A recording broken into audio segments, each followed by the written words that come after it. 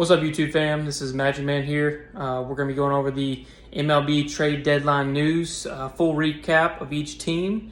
We're going to get some winners and losers, some power rankings coming out of the trade deadline here. If you like this video, give me a thumbs up, hit that sub button down below, share with a friend and a family member, and until next time, keep it real.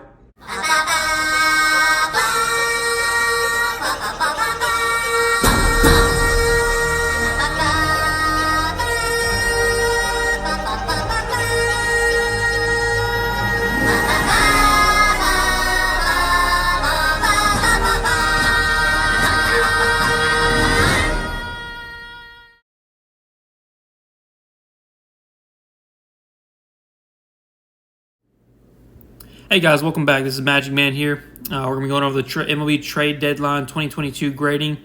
We're going to be doing power rankings, winners, losers. We're going to be going over each individual trade here that happened over the course of the past few days.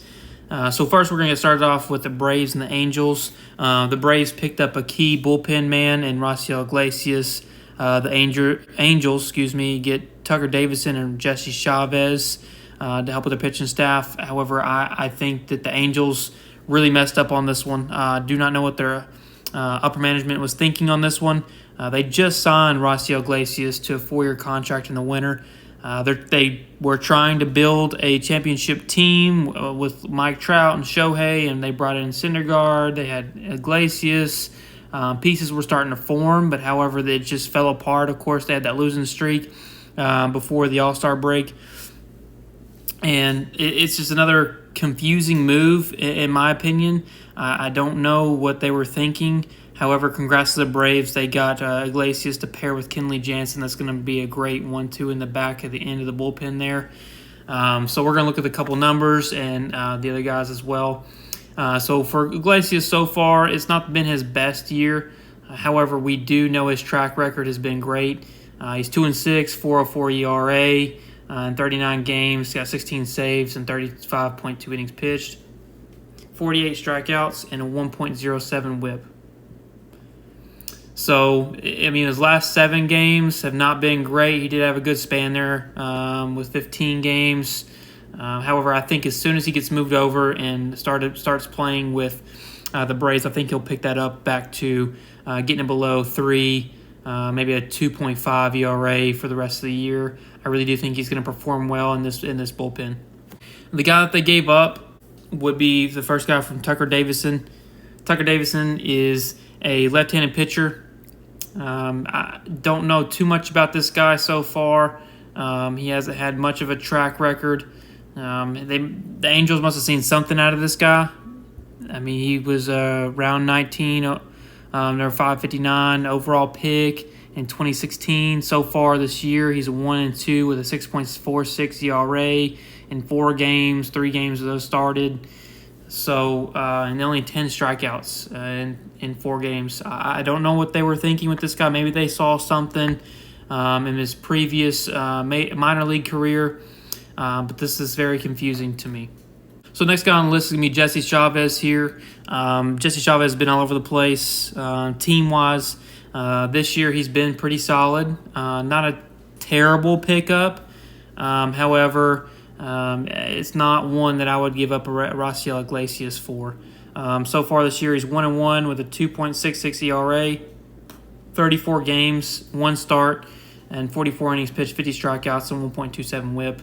Again, his last 7 games is 0.93 ERA. He's been pretty good down the stretch here, so I think that's a great pick. Jesse's always been, a guy who grits it in the end and gives it your all. So I don't terribly dislike this guy on the team. However, I don't think they should have given up all their pieces. I don't think they should have been a seller like they were. The depth chart, I'm going to go ahead and go over the depth chart here for the Braves and kind of the outlook what that is now. Adding Raciel Iglesias here. They're adding him to Kenley Jansen, A.J. Minter out of East Texas, Colin McHugh, we know his track record with the Astros, Darren O'Day, Luke Jackson, Jackson Stevens, Kirby Yates, who is on the IL 60 as well. Tyler Matzek, Dylan Lee, and Jay Jackson. So, it's a beat-up bullpen a little bit with Yates and Jackson and O'Day. So Iglesias was much needed. I think that he's going to add some depth. I think he's going to add some power. And I think that he's going to carry some innings towards the end to help out Kenley Jansen and AJ in the back. So for the Angels, I'm going to give a D. I think that they really made a bad move here. I don't think that giving up Rossiel, at least for those two, was worth it. They at least should have kept the guy and continued to build around Mike Trout, Shohei Ohtani, Syndergaard. I know he was only there for a short contract. However, I think that you just signed him to 4 years. I think that that's just not two guys you're going to give up for him. So I'm going to give a grade of a D for the Angels. As for the Braves, I'm going to go ahead and give an A. I mean, congrats. You guys got a great reliever for two guys. I think that was well worth it. The Tucker Davidson for sure. But Jesse Chavez doesn't equal out, I think, the track record of Rossiel Iglesias and what he brings to the table. Jesse Chavez has been bringing, a great year so far, but I just don't think it's going to be worth it to the Angels. So I think the Braves came out on top. So I'll give them an A for this trade here. The next trade, guys, that we have is going to be between the Blue Jays and the Royals. The Blue Jays receive Whit Merrifield. The Royals are receiving Max Castillo, right-handed pitcher, and an infielder of Samad Taylor. This one was a little confusing, but at the same time, I do like Whit Merrifield. He's consistent over his course of his career. But it is a little confusing to me, and we'll get into that. But first, we're going to go over Max Castillo here. Max Castillo is a right-handed pitcher.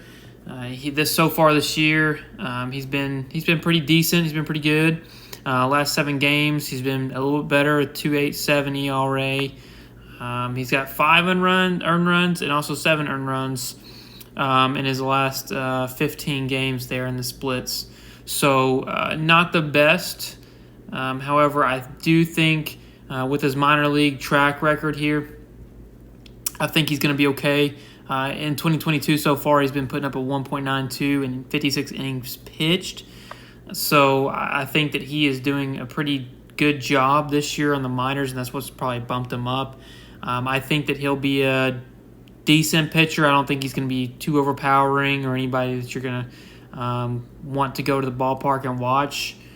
So I think that's a decent trade for Max Castillo. They also added Samad Taylor.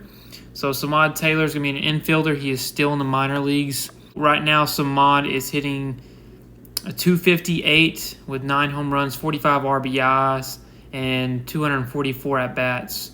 I don't think this is a good ad. I know that with Witt, in my opinion, I think he should have gotten a little bit more in return for the Royals instead of Samad Taylor. So I think it's a little better job on the Blue Jays management on this trade. So Samad, over his course of his minor league career, Samad has been hitting 256. The biggest thing that stands out to me is his strikeout to walk ratio is 450 over 200 in 1,600, roughly 1,600, 1,700 at bats.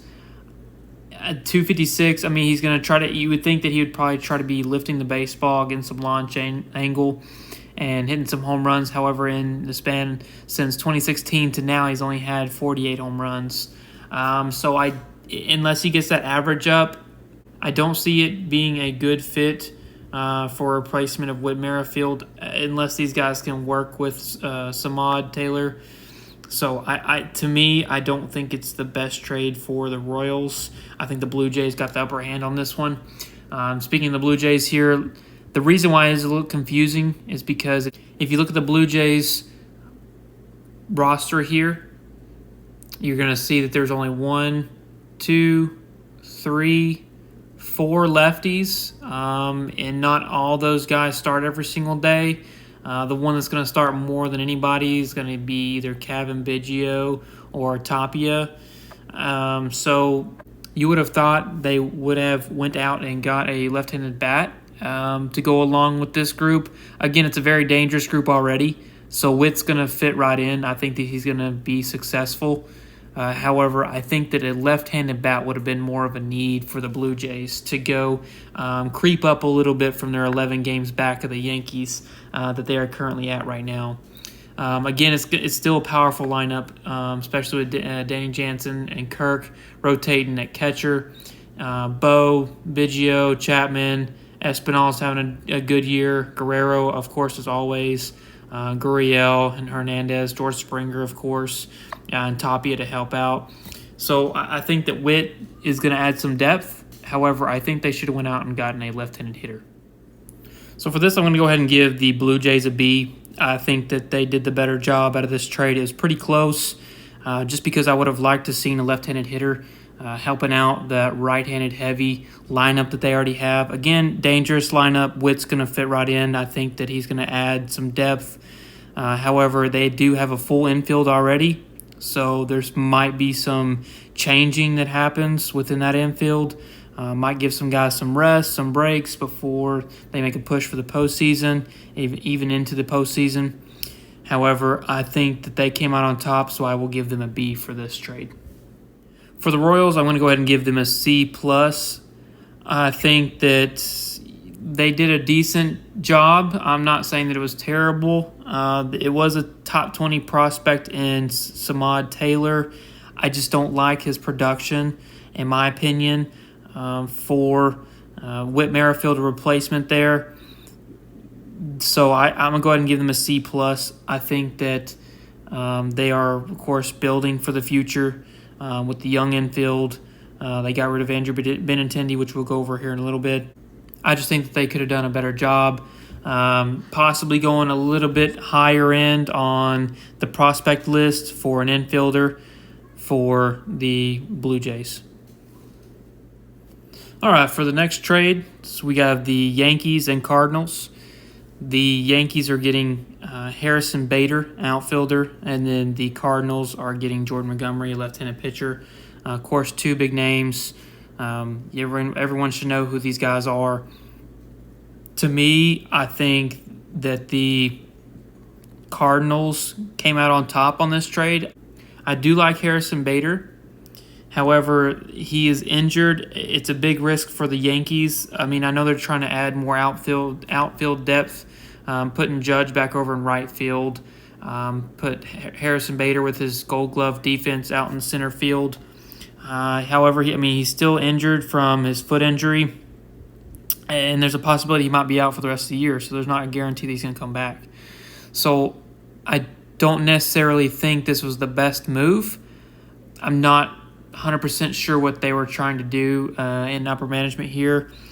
So I think that with Harrison Bader on the IL, I think it's a big risk. It could pay off. Who knows? Harrison Bader has been known to make some plays in the outfield and come up with some big hits.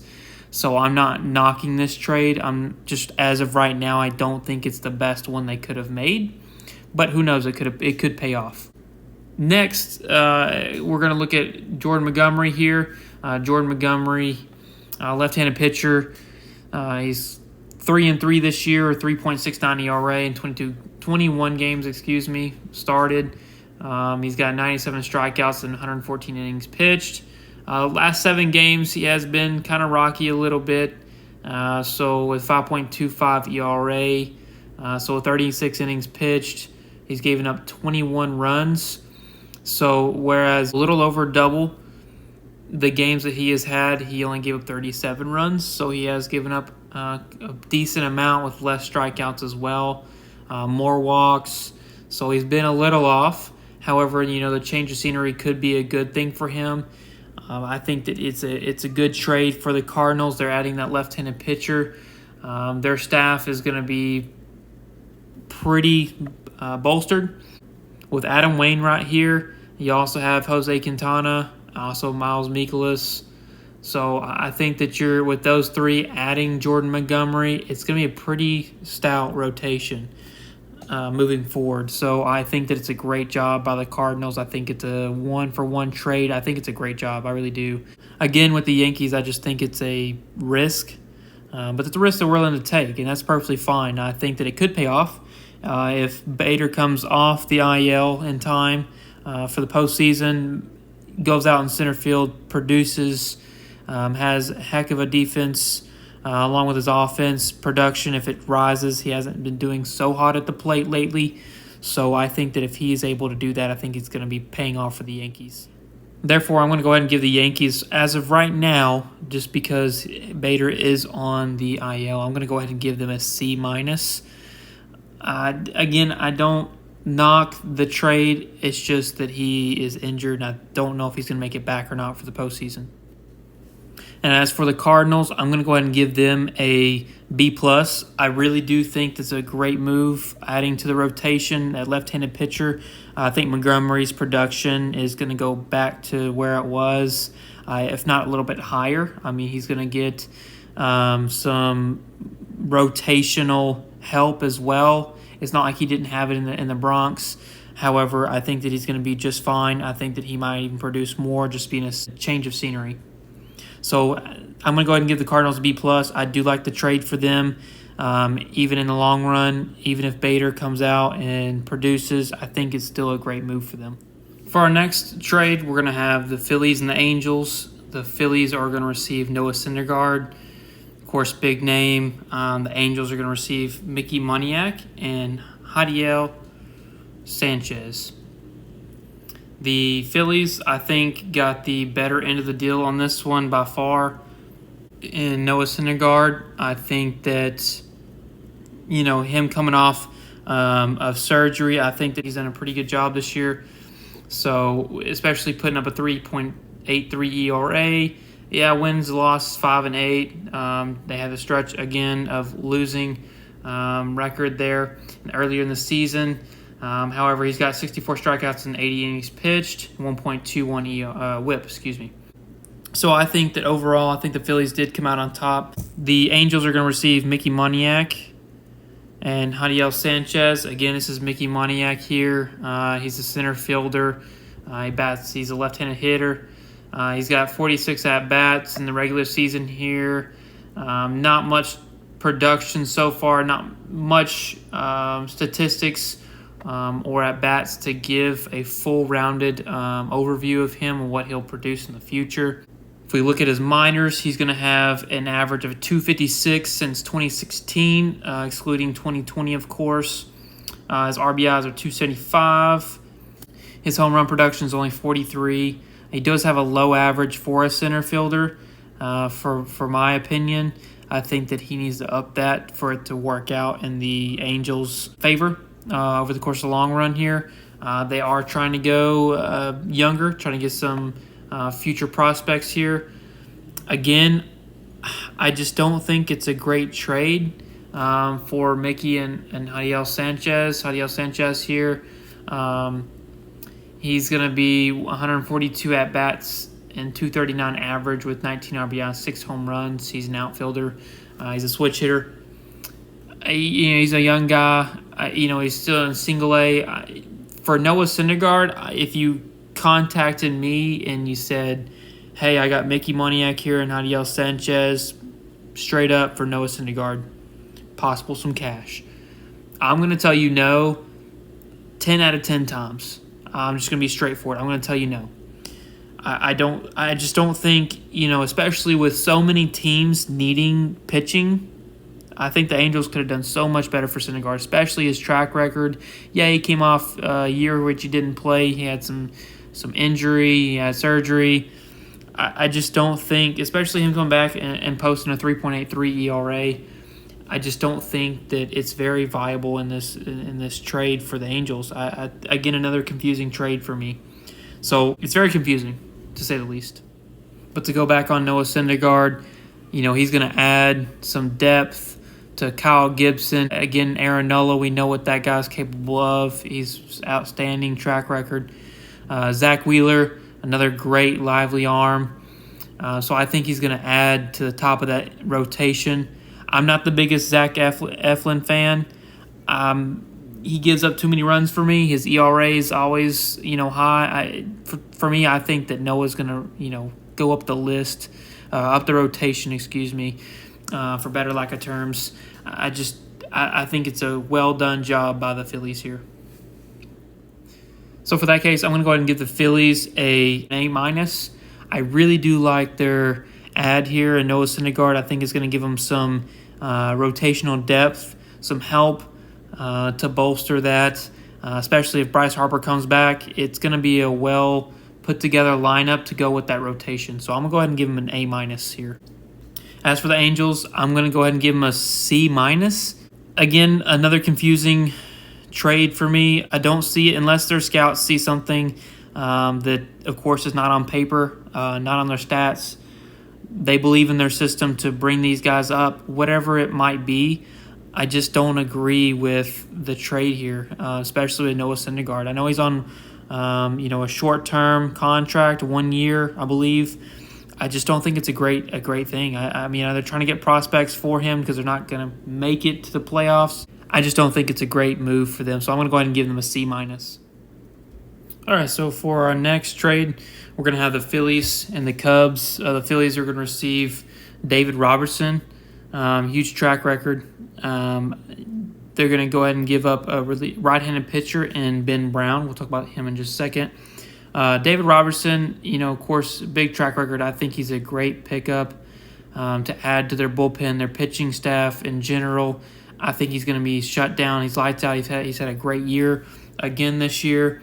Of course, he's posting a 2.1 ERA with 3 wins, 0 losses, 15 saves in 37 games, 41.1 innings pitched, 1.02 WHIP. I think this is a great pickup by the Phillies. I really do. I just really think it's going to be a great pickup for the Phillies. All right, the Phillies are going to go ahead and give away Ben Brown. He is a right-handed pitcher for Double-A. He's had a good track record. I think that he's had some spurts to where he can show to be a really good pitcher, and he's pretty close to making his major league debut. I think that if he keeps producing the way he has been recently and in the beginning of his career in the minor leagues, I think he'll be good and move up pretty quickly, especially for around 33, overall 983. However, I don't think it's a great pickup for the Cubs. I think it's not a bad pickup, but I don't think it's a great one. The reason why I say that is because it's David Robertson. He's having a heck of a year. You at least expect to get not just one, but multiple prospects in return for David Robertson for the year he's having. Something happened. Maybe the timeline was getting close down to the wire, and they just felt like they had to get rid of David Robertson, or something forced their hand for this transaction to happen. I don't think it was the best one possible, in my opinion, especially for David Robertson. Track record's great, having a great year this year too.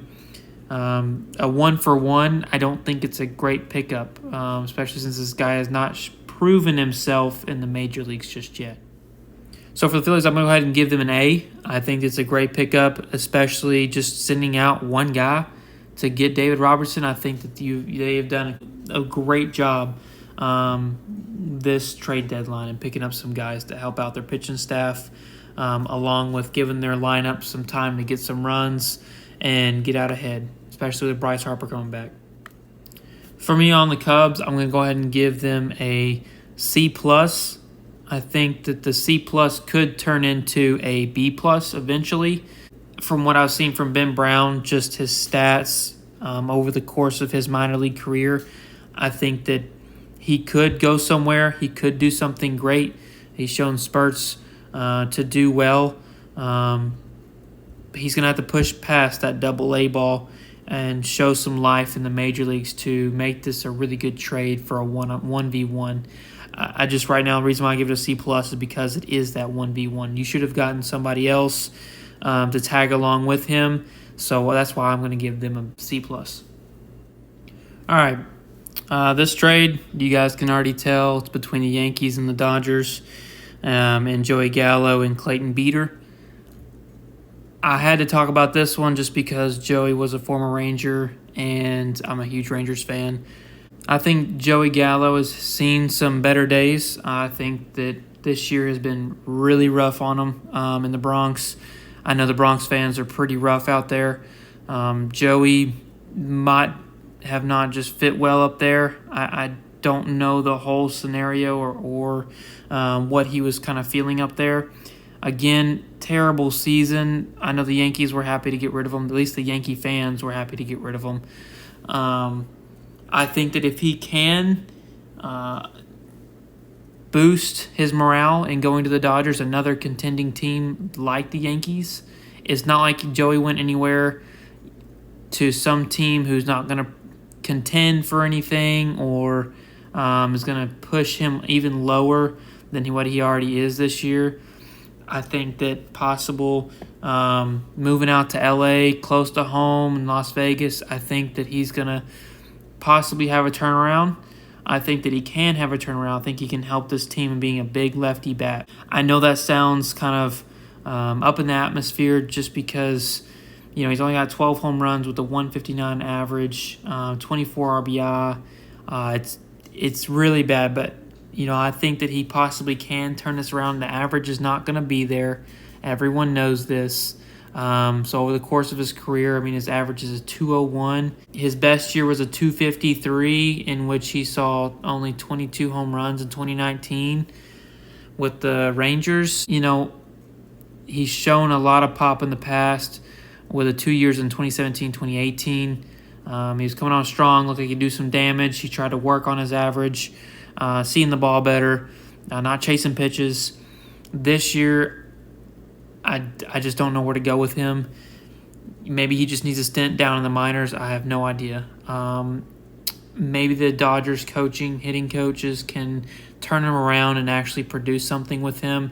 Him being with Mookie Betts, Cody Bellinger, Justin Turner, Trey Turner. I think maybe that superstar lineup might help him out and turn his morale around. I think he's going to get a boost just from a different mindset, different team, different area, being closer to home. However, on the opposite side, Clayton Beeter, I think, it might be a good prospect to pick up for Joey Gallo just because Joey hasn't produced. So it's not the greatest prospect to pick up. You aren't going to get the greatest prospect to pick up for Joey at this point. So, this grade right here is going to be pretty close just because this guy has not produced so far in AA affiliate. With the Dodgers now going to the Yankees. So I think that it's an even trade across the board. So in this case, I'm going to go ahead and give the Yankees a B-.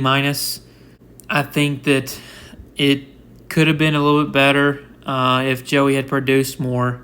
But however, it's not that big of a trade.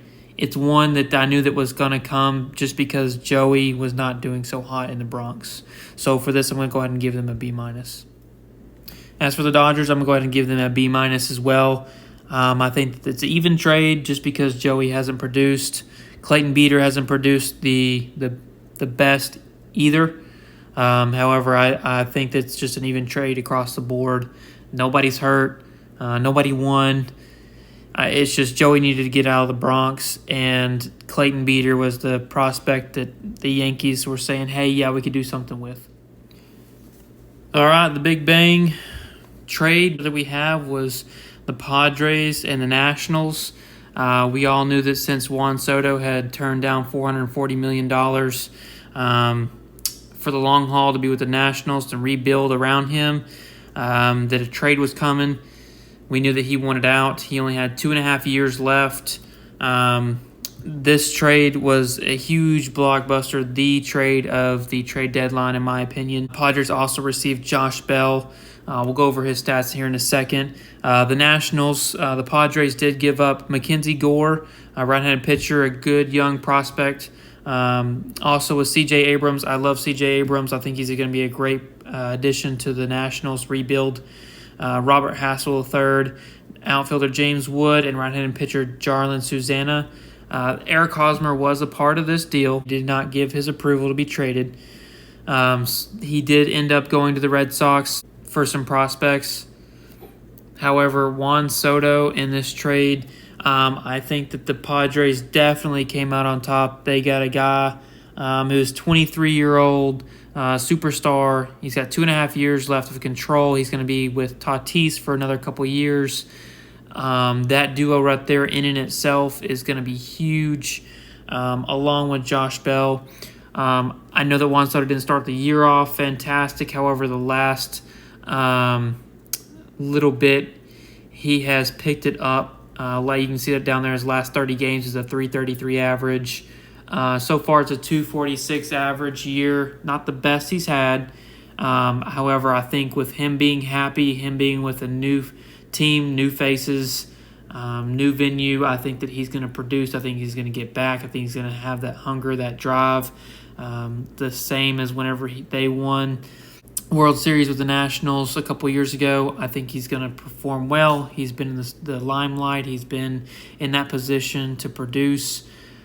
I think that he's going to do very, very well at the Padres here. I commend the Padres highly of going out and getting this deal done. So for the huge track record of Juan Soto, I think everybody knows who this guy is. There's no need to really dive deep into his stats. This was the blockbuster trade everybody was looking for. Everybody was wondering, where is he going to go? Was it going to be the Cardinals, the Yankees, the Dodgers? Who was going to pick this guy up? And the Padres pushed huge on this guy. The next guy in the trade is going to be Josh Bell here. Josh Bell is going to be a big, high average, powerful bat, adding to the lineup. He's a switch hitter. He's going to be able to give you some depth, huge depth in the lineup to go with Soto, Tatis. I think it's a great addition. This lineup right here is going to get dangerous as the year goes on and into the playoffs. They're going to have a huge push to catching the Dodgers for that first place. Again, they gave up a lot to get these two guys. However, I think these two guys are definitely worth it, in my opinion. The Nationals received Mackenzie Gore, along with C.J. Abrams, Robert Hassel III, James Wood, and Jarlin Susana. Eric Hosmer was going to be on this list. However, he did use his no-trade clause. With Mackenzie Gore, I think he's a great young prospect, pitching prospect for the Nationals to build a rotation with. He was drafted round 1 overall pick of 3. I think he's a great left-handed pitcher for them. The next guy on the list would be C.J. Abrams. It's a left-handed bat. I like this left-handed bat. He's going to be very good down the road. I think it's a great pickup, great addition. His last 15 games is hitting .323. He's going to have some pop for the shortstop position. He was playing some second base with Tatis at shortstop. He also played shortstop while Tatis was injured. I know that he's going to be a great addition for the Nationals here. The next guy on the list is going to be Robert Hassel III. Robert Hassel, he's going to have not much track record. However, I think it's a good young prospect that they received. He's 20 years old. He's going to have an average of .301 so far in a year and a half that he's been in the minor leagues. He's going to have some pop. He's going to have a good strikeout to walk ratio considering the launch angle that everybody tries to go to nowadays. I think it's a great pickup. The next guy on the list is going to be James Wood for the Nationals. I think James Wood is another great pickup for the Nationals. .321 average this year with 10 home runs, 45 RBIs, 16 stolen bases. He's going to be a great addition to the outfield moving forward. Or not necessarily a replacement for Juan Soto, but he's going to be a great addition to help bolster that outfield in the future. He's batting .336 for the career of his MLB stats here, 295 at bats. So about to hit 300 at bats, and he's hitting .336 with 13 home runs, 67 RBIs, 26 stolen bases. He's going to be quick, possibly be a center fielder in the future. I think it's another great pickup for these guys. The last guy on the list here is going to be Jarlin Susana. Jarlin Susana is going to be a right-handed pitcher. 18 years of age. I think he's a great young prospect. I really do. Not much track record on him, not much to know so far about him. However, what he has put up so far, he's going to be a 2.45 ERA with 29 innings pitched, whip under 9, 44 strikeouts to 11 walks. I think that this guy, if he continues on this trend, it's going to be huge for the Nationals. Again, all these guys right here, they're young, they're talented, they have potential. So it looks great on paper as of right now in this moment. However, in the future, this could possibly not work out in the favor for the Nationals, just because potential is potential. You don't know if they're going to be a superstar. You don't know if they're just going to tank and stay in the minors. You have no idea. So I agree that it's a great trade for them as of this moment.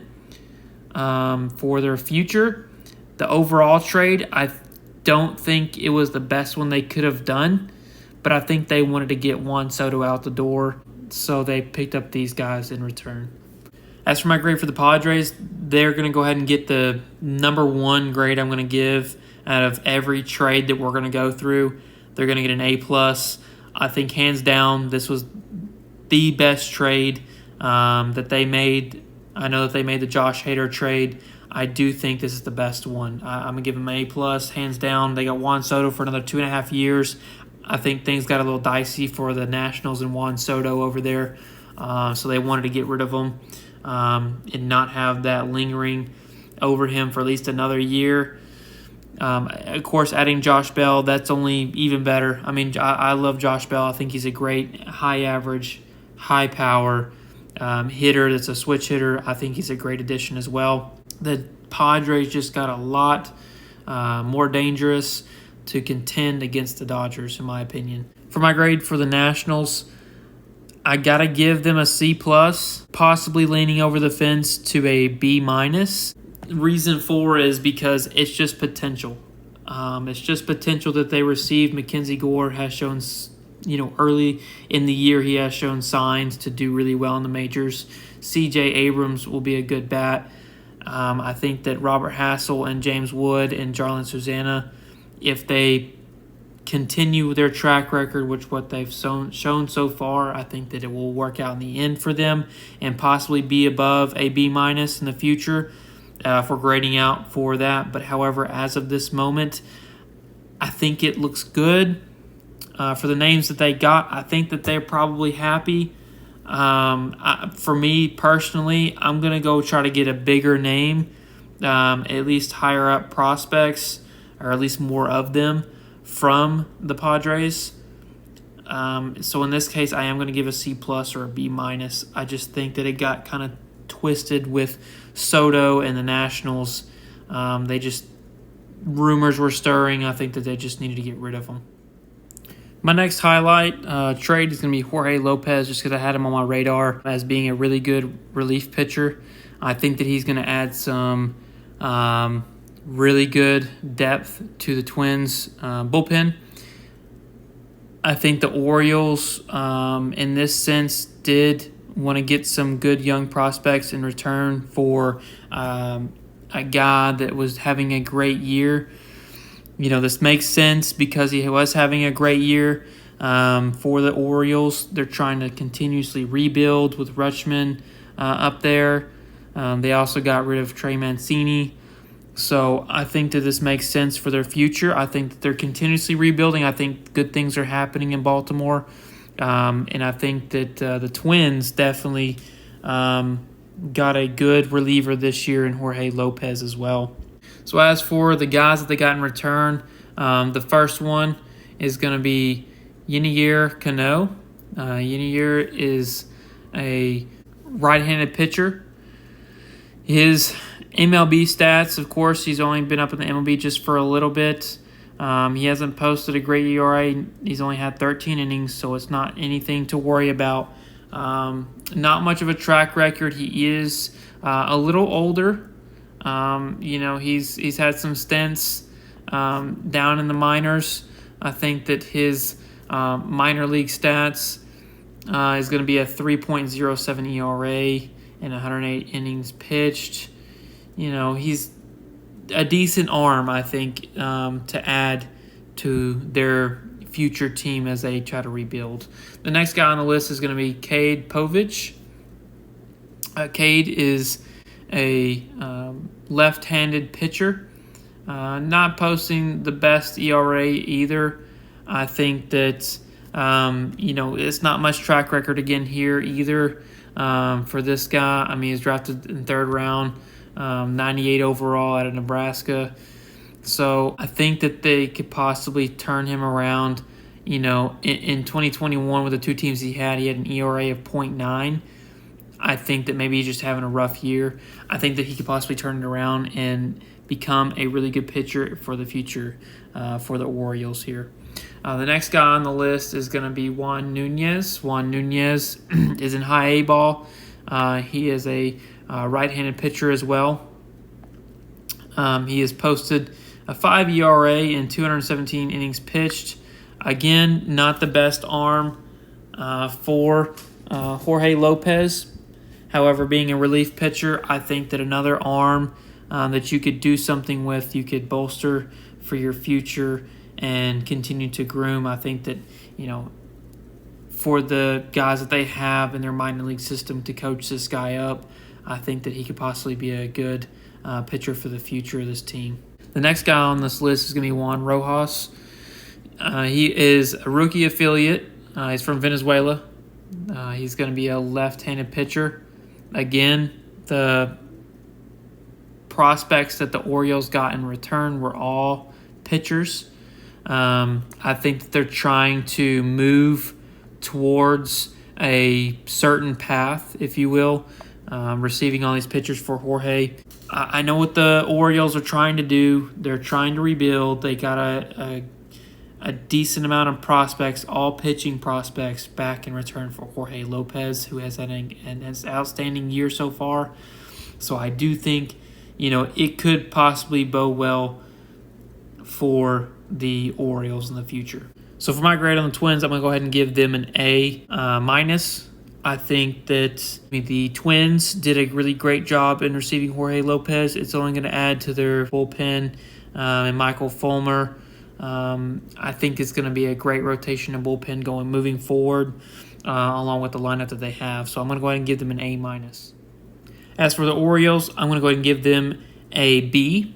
I think the B grade, it could be higher if I would have seen more track record from these guys. Again, they are young prospects.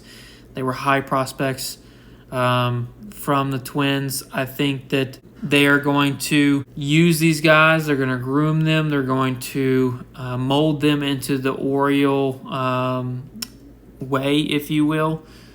I think that it's going to be possibly a great turnout for them in the future. Povich is the top player in the deal. I also like the Juan Rojas guy, even though he is in rookie affiliate. I think that this could go well for them in the future. So for right now, I'm going to go ahead and give them a B. The reason for giving them a B is because of potential. You don't know where potential is going to go. You can't put it on paper and say this is where they are going to end up in 5 to 10 years down the road. So that's why I'm going to give them a B. So for the next trade that we're going to have is going to be between the Cardinals and the Pirates. I did have Jose Quintana on my radar. This is why I'm going to go over this trade deal here between these two organizations. The Cardinals receive Jose Quintana and Chris Stratton. Jose is posting up a 3.50 ERA and 103 innings pitched with 89 strikeouts and a 1.27 WHIP. His track record has been pretty decent, pretty good over the course of his career, in my opinion. Overall, he has put up a 3.81 ERA. I think it's a good career. I think it's not the greatest career, but I think it's a really good one. He can be really great at sometimes. He can post up some really great numbers with strikeouts. I think that posting with Chris Stratton here, I think Chris Stratton is going to add some depth as well with the pitching staff with a 4.97 ERA. He hasn't had the greatest career with a 4.6 ERA. His strikeout to walk ratio is going to be 401 to 179. That's pretty good as well. I don't know if it's the greatest addition for that spot, but however, I think with Jose Quintana, it's going to pair very well for the Cardinals. So I think it goes pretty well for them. What they sent off is going to be Johan Oviedo. Johan is a right-handed pitcher. He's posted up a 3.2 ERA and 25.1 innings with a 1.3 WHIP. With Johan, his whole career so far in the MLB, he's posted a 4.65 ERA with 93 strikeouts to 54 walks. I think that he's going to be do pretty well in the future. I think if they groom him correctly with the Pirates, I think that they'll do well with him. I think that pairing him with Malcolm Nunez, the number 10 prospect from the Cardinals in their organization, I think that's a huge pickup. Oviedo does have a lot of team control left, and he has had the best season of his young career. However, along with Nunez here being the number 10 prospect in the Cardinals organization, I think that it's a good duo to get in return for Jose Quintana and Chris Stratton. That said, they're going to have to groom these two young guys into the future of a rebuilding Pirates team. So far in the minors, Nunez has put up 182 RBI. He's put up 280 batting average. He started off strong in 2018. I think that his growth, I think that they'll be pretty solid in the future. So for this grade, I'm going to go ahead and give the Cardinals a B+. I think the Cardinals did well. They added to their rotation with Quintana and their pitching staff with Chris Stratton as well. I think it'll help them out. I think it'll give them a good, solid rotation moving forward to the end of the season and into the postseason. As for the Pirates, I'm going to go ahead and give an A-. The reason why I'm going to give them an A- is because the prospects they got in return, two young guys who have some control, who are top in the organization with the Cardinals. I think that it's a good pickup by them. So I do think they got the upper hand in this situation, even though Jose Quintana is a good pitcher to go well with the Cardinals rotation. I think that the two prospects they gave up were really good for the Pirates. I think they did a well done job. It's pretty close, but I will give the upper hand to the Pirates here. So for our next trade, we're going to have a three-way trade between the Astros, the Orioles, and the Rays. One team came highly out on top, another team was way at the bottom, and then one team was right in the middle. So for the first one, the Astros, they're going to get Trey Mancini and Jaden Murray. Trey Mancini, I didn't know if the Orioles were really going to get rid of Trey Mancini. They were trying to rebuild something. They were trying to push forward for a above 500 average to end the year, of course, chasing down the Yankees. I don't think it would have been possible, to be honest with you, towards the end of the year, but I think that he was a good heart and soul piece of this team, so I didn't think that they were going to get rid of him. However, the Astros did pick up a great first baseman to address the Yuli Gurriel problem at first base, and they also added Jaden Murray. So Jaden Murray, in his minor league career, he's posted this year a 3.24 ERA with 80 innings pitched. His whole career so far, he's done 217 innings, and he's got 2.61 ERA. This is another great prospect. The Astros have had great pitching in the past. They've had great pitching prospects come up. I think this is a great add as well. I really think the Astros did a really good job for what they gave up and what they received. The guy on the list here that went over to the Orioles would be Chase McDermott and Seth Johnson. Chase McDermott for his high A affiliate. He's a right-handed pitcher. So far this year is a 5.5 ERA. I don't think this was a great pickup by the Orioles, to be honest with you. They gave up Trey Mancini for these two guys. I just don't think it was a great I'm just being straight honest with you. I think it was bad. I think it was awful. I really do. I think the Orioles did the worst out of this three-way trade. The Orioles gave up a key piece to their organization. I think they went backwards on this trade. I just don't think that these two prospects, for one, not having a track record, and two, that track record being not the greatest. I just think it's not a very good trade to begin with for the Orioles here. They should have just said no, kept Trey Mancini, and moved forward. Seth Johnson here, if you want to look at him, right-handed pitcher, 2.81 ERA. Again, not much track record so far to really put a price tag on him, so to speak. I mean, it's not terrible numbers. They're actually really good numbers. However, it's only been a few years, especially missing in 2020 with COVID.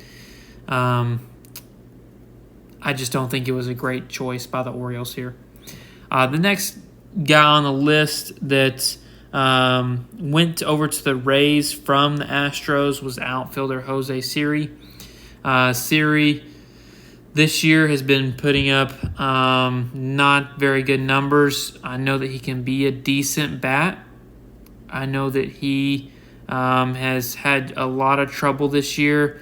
And in 2021, his average is 207 because of his 2021 season with a 304. So there has been some success. There has been some sight or highlight, if you will, of this guy to produce at the major league level. So I think it's a decent trade for the Rays here. This is the only guy that they picked up. They were trying to get rid of Johnson, of Seth Johnson here, who, of course, went over to the Orioles. He's having Tommy John surgery. They were just trying to get him off their farm system and pick up some sort of bat in return. So I think they did a decent job here. That's for the grades. I'm going to go and give the Astros an A. I really do think they did a heck of a job in getting Trey Mancini and Jaden Murray, a good young prospect. But Trey Mancini is going to do well in this lineup. I think he's going to help them out. I don't know if this is going to help them top the Yankees. However, I do think it does help them out moving forward in the rest of this year. As for the Orioles, these guys are on the low end of the totem pole here. They received Seth Johnson, who has had Tommy John this year, and then Chase McDermott. Again, I just don't think it's a viable option for me. If I was the upper management of the Orioles system, maybe they saw something in these two guys that, of course, doesn't show on paper. However, I'm going to go ahead and give them an F. I just don't think it's a very good trade for them. They should have gotten a lot more in return, especially for Trey Mancini. The third piece of this trade was the Rays, of course. The Rays received Jose Siri and only gave up Seth Johnson. I think it's a decent job. I really do. Jose Siri has not put up a great year, but I think that he can develop into something that will really help the Rays in the future. So I'm going to go ahead and give these guys a B-. I think they're just kind of sort of right in the middle. They're kind of teetering on a C+ and B-. So I think that they did a decent job receiving Jose Siri for only giving up Seth Johnson. All right, so for our next trade, we're going to have the Yankees and the Athletics. The Yankees are going to receive Frankie Montas, Lou Trevino. Athletics are going to receive Ken Waldichuk, Luis Medina, J.P. Sears, and Cooper Bowman.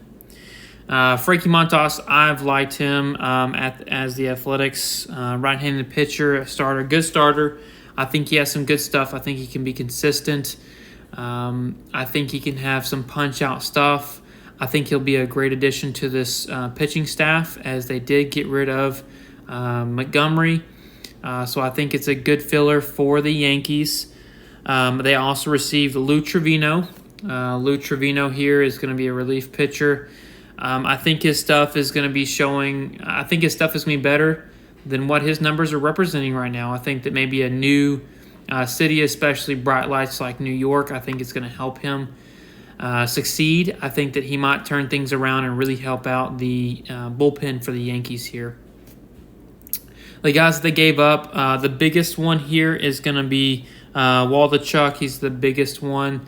That was the biggest prospect that the Yankees gave up in this trade. Over this course of career, he does have a 3 ERA for 215 innings pitched. His strikeout to walk ratio is 328 to 91. That's really great. His 1.11 whip is also fantastic as well. Fantastic prospect. I think that the A's got back. However, kind of dips off from there because the next guy we have is Luis Medina. Medina here is going to have an ERA of 4.46. Strikeout to walk is going to be 431 to 244. Decent prospect, could do something with him in the future. The next guy here is going to be JP Sears. So far, he's got a little track record for the major leagues, and so this year he does have a 2.05 ERA. He's a left-handed pitcher. It's only gone 22 innings so far with 15 strikeouts and 0.86 WHIP.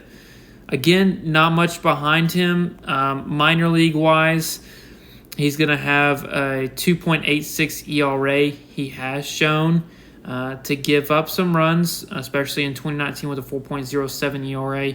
However, it's a decent prospect in my opinion. Not as good as Ken Waldichuk in the grand scheme of things for prospect-wise and projectability. However, it is another good pickup. The next guy on the list is going to be Cooper Bowman. Cooper Bowman is going to be a right-handed hitter.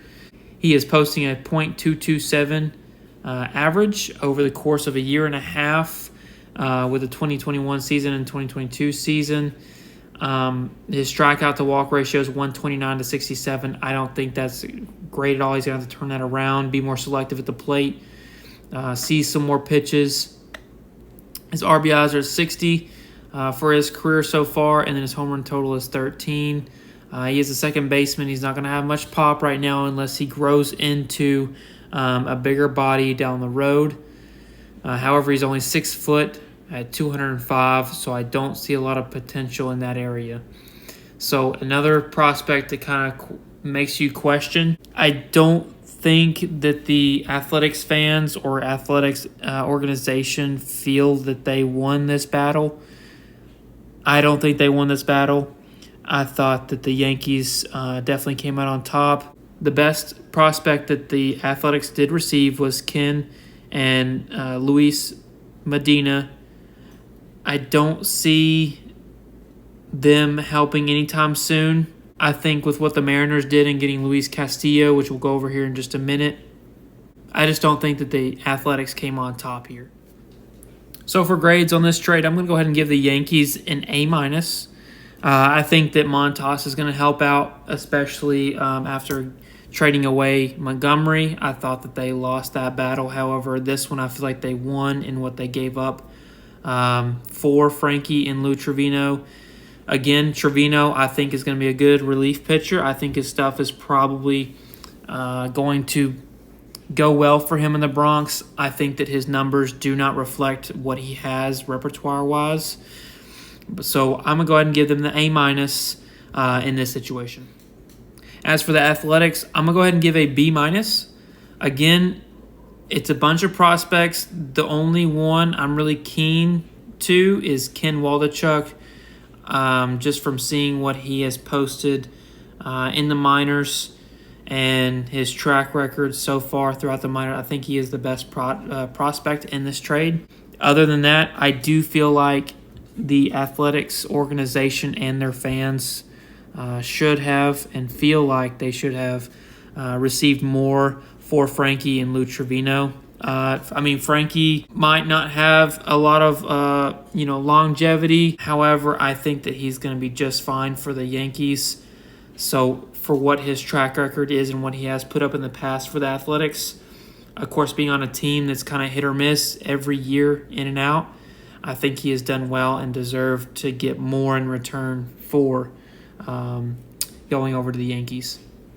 All right, another big trade by the Padres here, getting Josh Hader. Again, the Brewers going for NL Central title. I never would have thought, this is one of my shockers, I never would have thought that Josh Hader would have left the Brewers. He is such an anchor in the bullpen. I thought they got some great pitchers and one outfielder in return for just Josh Hader.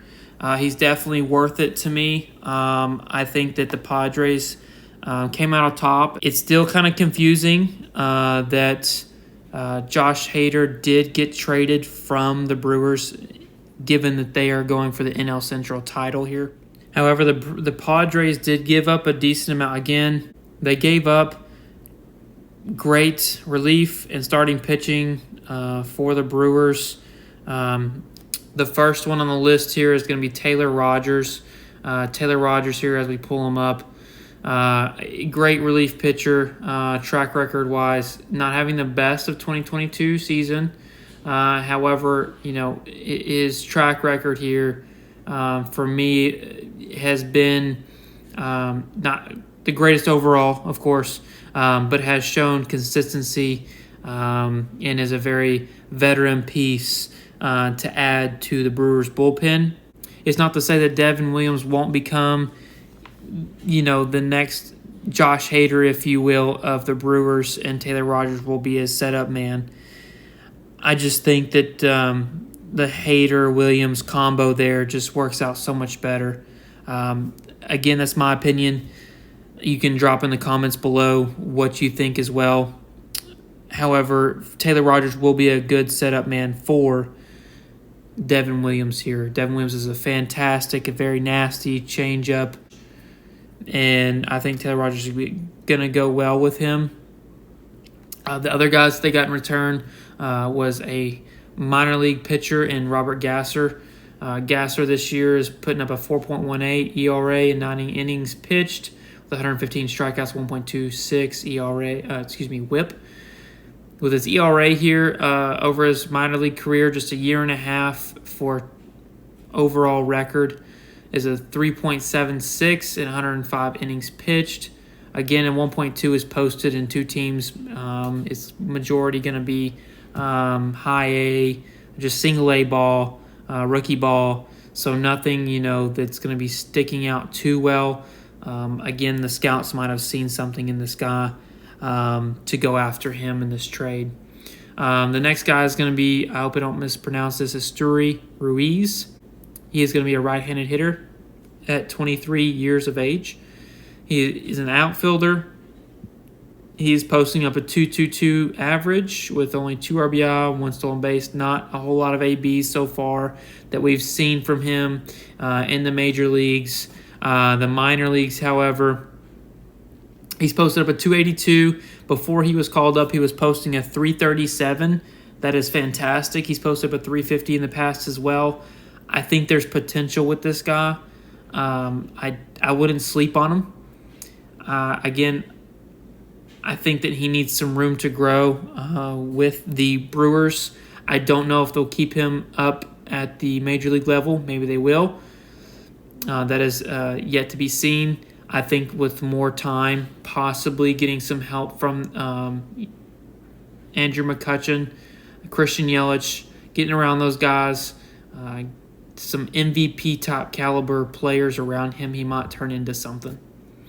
Another guy that they got in return, everybody knows Lamet.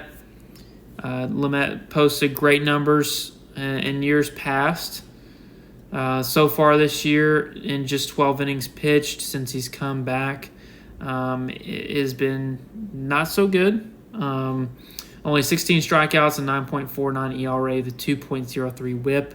Again, his last outing was a 6.1 innings pitched, ERA of 15, WHIP of 3, gave up 11 runs, 13 in his last 2.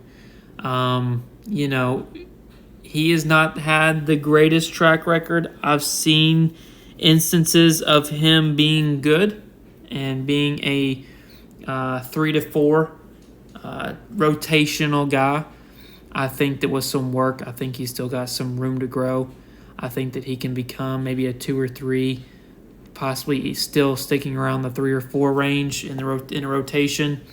Again, I'm not high on these guys that they got back, but they are not terrible. They are still good return for one, Josh Hader. However, it still is a shocker to me that they gave up Josh Hader in this instance, going for that NL Central title. So for this grade, I'm going to go ahead and give the Padres an A-. I think that they gave up a lot. They gave up a lot in general over all their trades. Their farm system is hurting. However, they have had a deep farm system for quite some time, so they can afford it. I think that Josh Hader is going to very much help these guys. Again, with Juan Soto, Josh Bell, Josh Hader, I think that this is going to really help them out, pushing towards taking down the big blue of the Dodgers. So I'm going to continuously give them an A- on this trade. I like it with them. I really do. It shocked me that it happened. However, I do love that it happened for them. As for the Brewers, I'm going to go ahead and give them a B. I don't know if the 2 prospects will really pay off for them. They could, and if they do, then looks like a great trade in the future, at least a level trade in the future. With Taylor Rogers, he is a veteran. He is going to help some younger guys in the bullpen. He'll be a great setup man for Devin Williams back there in the end of games. Lamet, again, I think that he could turn into a 2-3 rotational guy, but I think he'll stick around the 3 to 4 range. I don't think he's the best that they could have got for Hader, although 4 for 1, that's not a bad trade in general. That's why I'm going to give it a B, is because the prospects / veterans that they got in return all are decent. So for this trade, it's going to be between the Mariners and the Reds. This is another one of my shockers. I did not expect the Mariners to be a buyer, at least sort of this caliber. I know that they are in the wild card contention, especially with the young talent that they have. Luis Castillo is a great pitcher to have on your team. I think they did a great job. They did give up quite a bit for Luis Castillo, but however, Luis Castillo was going to go to the highest bidder, in my opinion. So they did give up quite a bit. The Reds, on the other hand, they were selling, so they had a huge influx of new faces that's going to be in their farm system that's going to help them in the future. Again, so it makes sense that they got rid of Luis Castillo. I'm not going to like this guy playing against the Rangers, to be honest with you, just because of his caliber, the type of player he has been. The prospects that they gave up in return is hefty. I thought that they would continuously build, even though they were having a good run this year. I didn't think they were going to make a move to try to push for, that wild card title. Again, they could have without Luis Castillo, I think, in my opinion. But this guy gives them an even better chance to do so. I think in this case, the prospects that they gave up were going to be hefty. So the prospect they gave up was number 1, number 3, and number 5 on the way to the Reds. So I think great job by the Reds. Great job in shopping this guy out there on the market. The guys that they got in return were Noelvi Marte. Marte is going to be a right-handed hitter, posting a .282 average in the minors so far. This guy, I think, is going to be a good prospect going forward. I think that he's going to have some pop in the future. I think that he'll fill out a little bit more in the shortstop position. I think his strike-to-walk ratio is not terrible. It could get better. However, I think it's a good prospect, a good pickup for the Reds here. The next guy on the list is going to be Levi Stout. Levi is going to be a right-handed pitcher. He's posted up 168 innings so far with a 4.32 ERA, 1.26 WHIP with 168 strikeouts. In his minor league career, he hasn't had the greatest of results. The better ERA he did post was in single A for the two different teams, for high A as well. So not much track record here for Levi. However, he could groom into something that would be worth it one day for the major league level for the Reds. Excuse me. The next guy on the list is going to be Edwin Arroyo. Edwin so far has posted a 295 average. He's a switch hitter. He's going to be hitting well from both sides of the plate this year. With two teams, he does have 13 home runs, along to go with a 311 average. He is doing really well this year. His RBI total this year is going to be 68 with a slugging percentage of .505, an on-base of 382. Again, I think this is a good young talent prospect that's going to compete with Marte, give him a little push. This guy's only 18 years old, $175 at 6 foot. I think that he's going to be a really great prospect for the Reds in the future. The next guy on the list is going to be Andrew Moore, as a right-handed pitcher. I know that it says that he's a Tiger on here, but he is definitely not a Tiger. He is now in the Reds organization. So far, he has posted up a 5.51 ERA in his career regular season. In the major leagues, he has gone back down since. His innings pitched so far in the major leagues is 63.2 innings. He has had a 1.18 whip. That's actually a pretty good whip right there, considering the ERA that he has there. The thing that kind of worries me the most is that he has not a lot of track record in the majors, and when he has, it's not been productive. And when he has not been producing as well as I'm sure he or the organization would like. His track record for the minors here, just to give some quick stats, would be a 4.08 ERA. Strikeout to walk ratio is going to be a 471 to 136. That's really good. His opponent's average is a 259. That's pretty decent. He's shown signs to be really good, and he's shown signs to be pretty bad. So I think it's a hodgepodge on that one for me. However, the other guys that they did get in return with Levi, Novelli, and Edwin, I think that's a really good turnout. So for the Seattle Mariners here, I'm going to go ahead and give a B+. The reason I'm not going to push it to an A is just because I thought they gave up a lot in return for Luis Castillo. I know that he's going to be shopped out there, and a lot was expected to come back for him. He was arguably the top pitching prospect, if not was the top pitching prospect to go on the market. But to give up your 1, 3, and 5 in that group of 4, that's a really good job by the Reds. The Mariners, I know that they're young. I know that they are trying to end the longest active playoff drought in Major League Sports, so in general and across all North America. However, I don't know if this year would have been the year. I think if you just keep pushing and go for next year, I think they might have been a little better. But they see an opportunity. They see that they're in the wild card contention. They see it, and they're trying to go for it. So I do commend them in that area to be aggressive. So, again, I'm going to go ahead and give them a B+.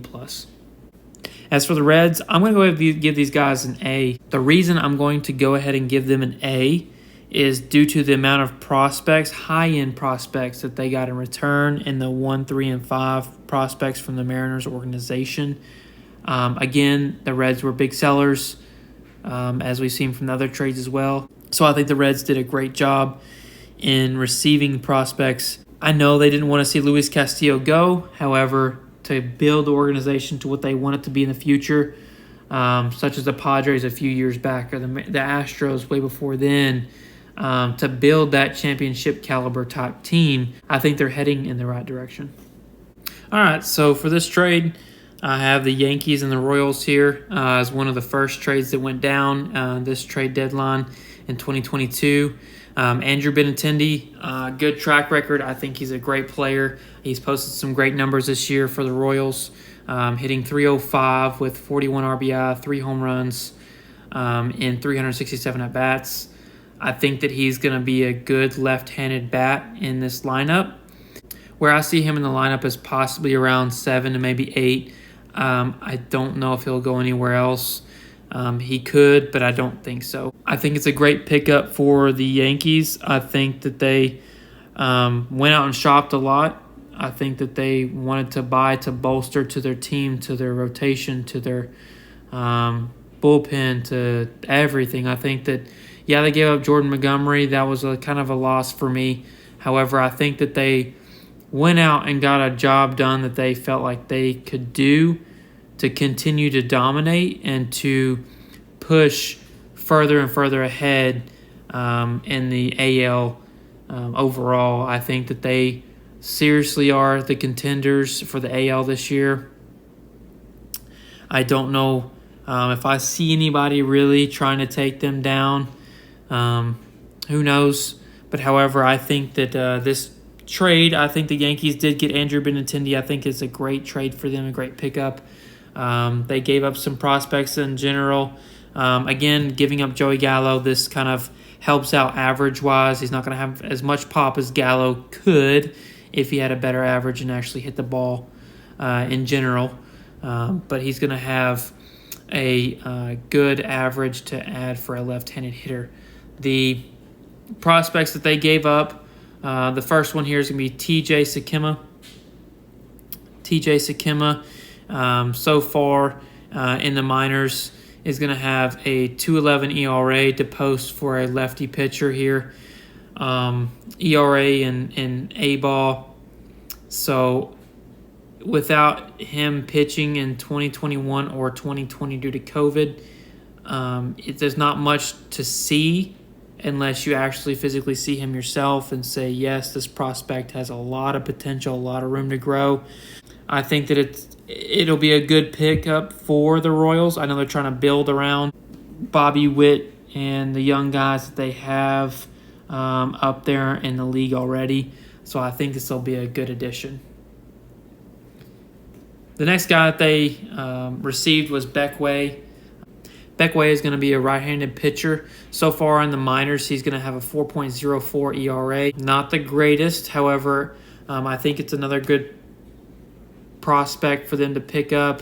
In 140 innings, he has a strikeout to walk ratio of 169 to 67. That's really good. I think his average against opponents is 202. That's pretty good as well. I think that he's going to do just fine. I think that he's going to make his way up to the top, just like TJ is. The last pitcher that they received for Andrew Benintendi was Chandler Champlain. He's another right-handed pitcher. He's going to have an ERA so far this year of a 4.24. Strikeout to walk is a 95 to 20. That's really good as well. And 74 innings pitched. That's really good. So for in the future for these three guys, I think that they can all make their way up to the top, be that core rotation that the Orioles are looking for going forward. As for the Yankees' grade on this, I'm going to go ahead and give them an A. I think it's a good replacement for Joey Gallo. The Yankees kind of snuck in and got a really good outfielder just in case they weren't going to get Juan Soto, which I feel like at this point they kind of knew they were not in contention for getting Juan Soto. So they went in, got Andrew Benintendi, knew they were going to try to get rid of Joey Gallo and kind of make an adjustment there in the outfield for some help. They picked up Harrison Bader as well, so I think it's a good pickup. I'm going to go ahead and give them an A. For the Royals, I'm going to go ahead and give a B+. The only reason why I'm going to give a B+ is due to the fact that it's potential. You can't see potential on paper. Potential doesn't have a history. It only has a growth. So I think that with these three guys here, I think the potential room is great. I think they have three guys in the pitching staff that they can groom, they can grow, that they can make their way up to the top, help out the lineup that they're trying to create for this Royals organization, and continue to grow.